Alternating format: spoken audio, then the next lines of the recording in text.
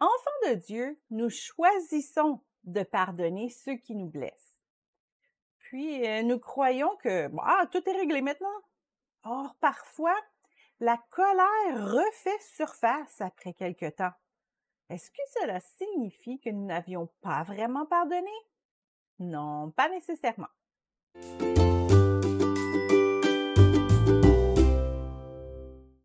Lorsque nous vivons une peine, cela laisse une blessure sur notre cœur, peu importe la grosseur de la peine. Nous savons qu'il est important de chercher la guérison de nos blessures, car même si elles ne sont pas visibles, elles nous déforment. Oui, certaines épreuves nous rendent plus forts, mais seulement après que notre cœur soit guéri. Sinon, nous ne serons pas plus forts, nous serons plus durs, plus amers.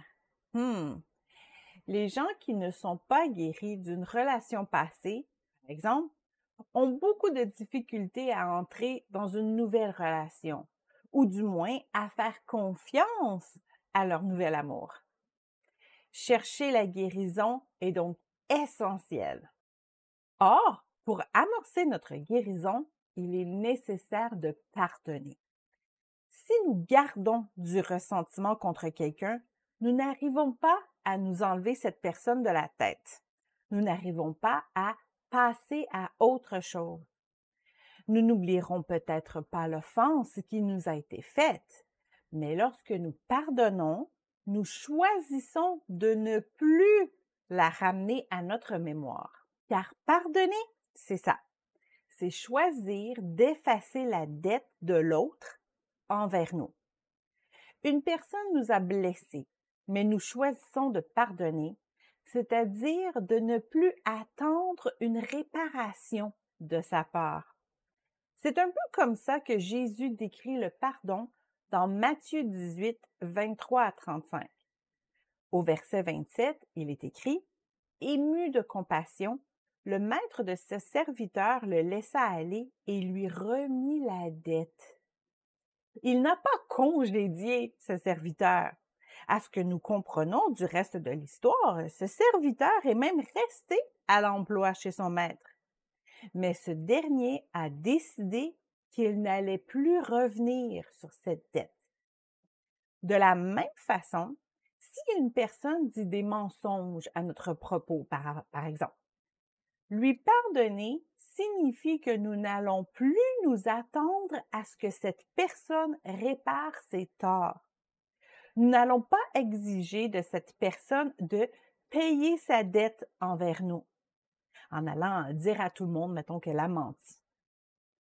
Pardonner, c'est une façon de renoncer à la justice, à la loi du talion.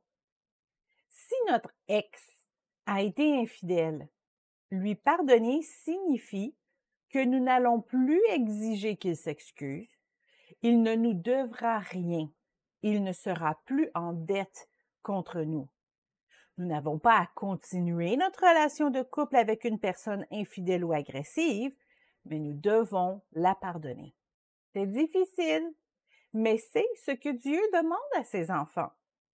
Tu ne te vengeras point et tu ne garderas point de rancune contre les enfants de ton peuple. Tu aimeras ton prochain comme toi-même. Je suis l'Éternel. Lévitique 19, 18. Et cette demande est répétée dans le Nouveau Testament. Si vous pardonnez aux hommes leurs offenses, votre Père céleste vous pardonnera aussi. Mais si vous ne pardonnez pas aux hommes, votre Père ne vous pardonnera pas non plus vos offenses. Matthieu 6, 14 et 15. Il est important de rajouter ici que nous devons pardonner à la personne qui nous a offensés, qui nous a blessés, même si celle-ci ne sait même pas ce qu'elle a fait. Nous ne pardonnons pas quelqu'un parce qu'il le demande. Nous pardonnons pour nous libérer nous-mêmes. Donc, que l'autre personne sache ou non ses torts a peu d'importance.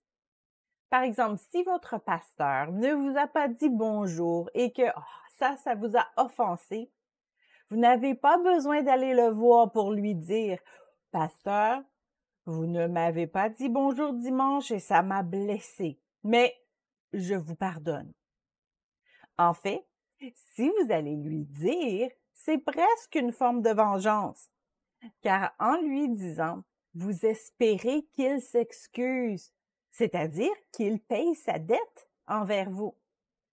Libérez-vous des blessures en gardant vos pensées pures. Que toute amertume, toute animosité, toute colère, toute clameur, toute calomnie et toute espèce de méchanceté disparaissent du milieu de vous. Éphésiens 4, 31. Puisque le pardon doit se donner lorsque nous sommes blessés, il est possible que nous ayons à pardonner à plusieurs reprises. Une blessure peut commencer à guérir, mais se rouvrir lorsqu'un souvenir revient ou lorsqu'une personne nous en reparle, etc. Si la blessure s'ouvre à nouveau et que nous nous sentons à nouveau offensés, cela ne signifie pas que nous n'étions pas sincères la première fois. Il faut toujours simplement traiter cette situation comme si l'offense venait d'arriver et nous pardonner à nouveau. Alors Pierre s'approcha de lui et dit, « Seigneur, combien de fois pardonnerai-je à mon frère lorsqu'il péchera contre moi? Sera-ce jusqu'à 7 fois? » Jésus lui dit, « Je ne te dis pas jusqu'à 7 fois, mais jusqu'à 70 fois 7 fois. » Matthieu 18, 21 et 22. Chaque fois que nous pardonnons, nous retirons cet outrage de notre vie, ce qui donne une chance à notre cœur de se réparer. S'il vous faut pardonner plus d'une fois, faites-le. Faites-le aussi souvent que nécessaire, jusqu'à ce que cet outrage ne vous blesse plus.